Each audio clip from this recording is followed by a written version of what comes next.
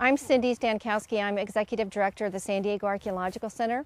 We're a nonprofit organization, and our mission is to curate archaeological collections and to promote their educational, scientific, and cultural use to benefit a diverse public.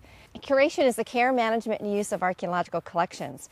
Care means that they're stored in an appropriate environment. Manage means that they're organized and accessible so researchers can come in and continue work with them. And use means they're used for educational programs, for cultural renewal, any use that seems appropriate for 10,000 years of California history.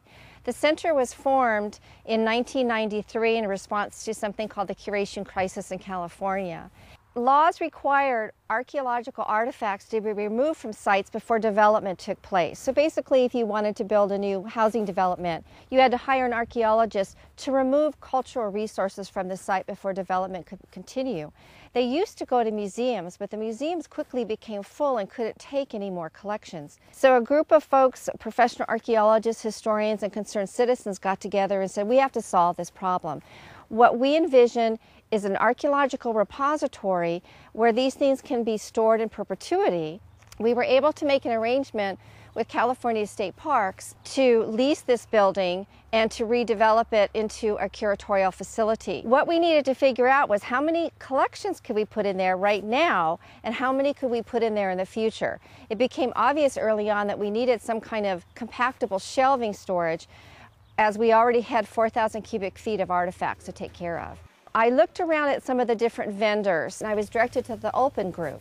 I was very glad to deal with the Olpin Group because they could provide me with the information I needed to make the best decision. The other thing that helped me a lot was that many times capital funding grants require a match or some in-kind services, and they were willing to offer that in the way of planning and design work. And they were also incredibly patient. Any nonprofit's going for a grant, it can take often a year before you actually get funded. But Olpin Group was with us the whole way. These are the shelves that the collections, when they were done, originally went on. This was a very limited space, and fortunately for us, the new shelving came just in the nick of time. We were able to take 4,000 boxes that were spread throughout here and design a system in the same area and put 11,000 boxes. This is the center's groundstone collection. It's all oversized groundstone, monos and matate that won't fit into boxes. Now they're all here. We've got them all on one row of shelves. It's about 15,000 pounds of granite and sandstone that are on the 6 units. We have over 7,000 archaeological reports. Some of them are 30, 40, 50 years old.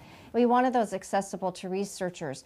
So I was really happy that Olpin Group was able to help us decide the most effective way of storing them. This grant also allowed us to refurbish our lab area. The modular millwork workstations allow every staff member to have their own little space covered with stainless steel so that our rocks won't scratch anything, to be able to process the collections.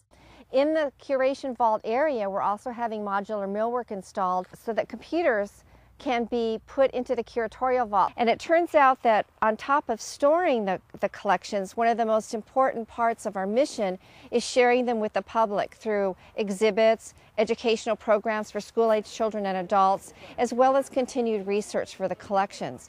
So what we did in effect was take these cultural resources that had been neglected and stored in garages and self-store units and turn them back into a cultural resource for the public.